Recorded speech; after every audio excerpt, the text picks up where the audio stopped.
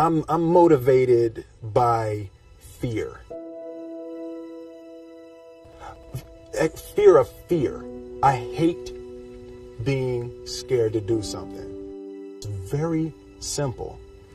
This is what I believe, and I'm willing to die for it. Yeah. Period. You can't be scared to die for the truth. The truth is the only thing that's ever going to be constant.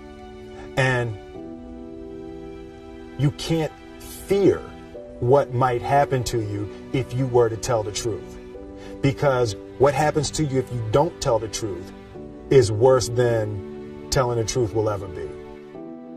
The first step before anybody else in the world believes it is you have to believe it. There's no reason to have a plan B because it distracts from plan A. And I think psychologically, the advantage that gives me over a lot of people that I have been in competition with in different situations is it's difficult to take the first step when you look how big the task is. The task is never huge to me. It's always one brick. I believe, and I learned very young, that you don't try to build a wall. You don't set out to build a wall. You don't say, I'm going to build the biggest, baddest, greatest wall that's ever been built. You don't start there. You say, I'm going to lay this brick as perfectly as a brick can be laid. There will not be one brick on the face of the earth that's going to be laid better than this brick that I'm going to lay in this next 10 minutes. Yeah. And you do that every single day. And soon you have a wall. And soon you have a wall. I've never really viewed myself as particularly talented. Where I excel is ridiculous, sickening work ethic. You know, while the other guy's sleeping, I'm working. While the other guy's eating, I'm working. The separation of talent and skill is one of the greatest misunderstood concepts for people who are trying to excel, who have dreams that want to do things. Talent you have naturally. Skill is only developed by hours and hours and hours of beating on your craft.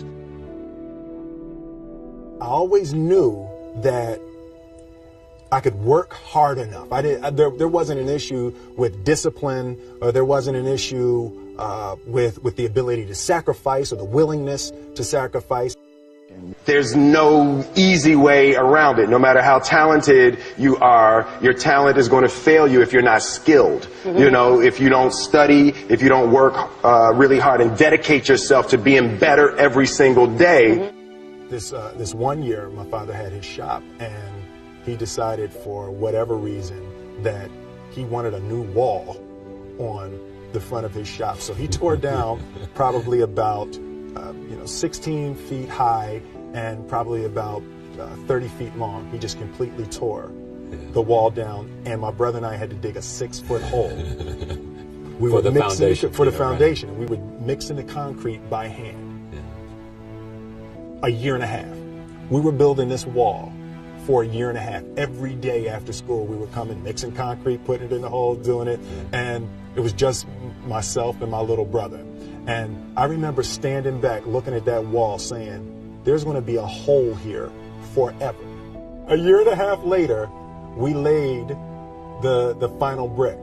And my father stood back with my brother and I know he planned this. He says he didn't, but I know he had been planning this and writing this for his for the past 2 years. But we stood back, we looked at the wall, and he looked at me and my brother and said, "Don't y'all never tell me that you can't do something," and walked into the shop.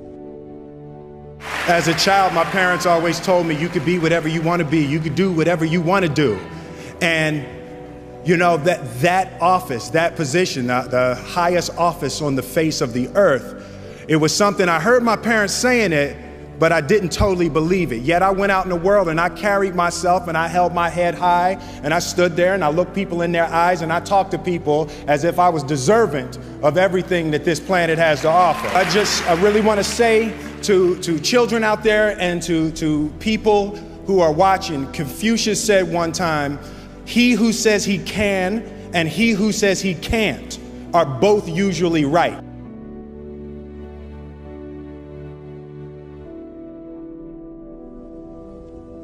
having the opportunity to study greatness. Anytime you have that opportunity, there are certain intricacies that will make clear who you are. It becomes that much more clear who you are. The definition of who I am is very clear to me, and it also redefines who I want to be, in that I know for a fact that I'm stronger than I thought I was. You know, you can't help but ask yourself the question, what would I do if I was in Muhammad Ali's shoes? I'm not the best at anything. You know what I mean? Eddie Murphy is funnier than I'll ever be. Denzel is more powerful than I'll ever be. I think that my strength is I can do everything well. You know, I can do a little bit of everything, and that's what I concentrate on to be my strength. I'll never be able to compete with Denzel.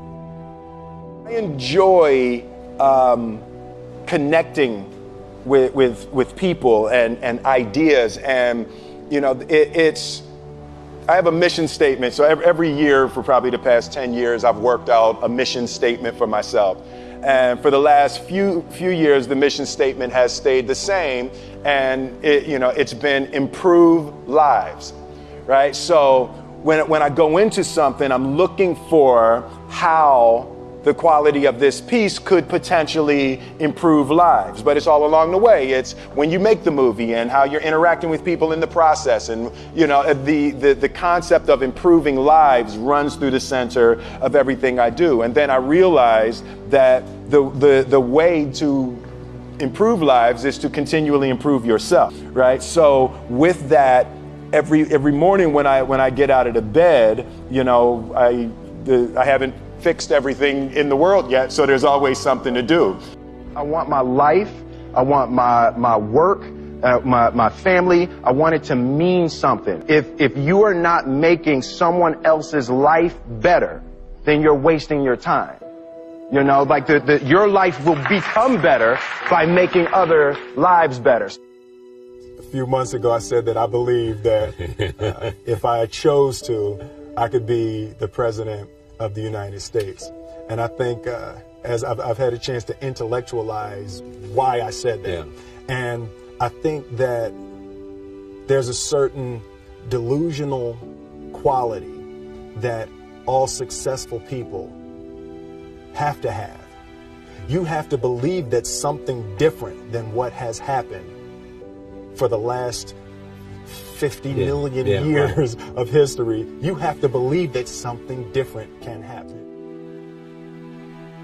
The one thing that I truly tried to communicate in the interpretation of Ali is the complex simplicity of greatness. And how greatness is not this wonderful, esoteric, elusive, God-like feature that only the special among us will ever taste. It's something that truly exists in all of us. Loss is bound to joy. Like pain and suffering are bound to joy. The being able to survive something is actually a big part of being able to find that next wave of joy. You appreciate smaller things. I hated being scared, that I didn't want to even take the meeting. I just hated that being scared to do something. And I think what developed in my early days was the attitude that I started attacking things that I was scared of.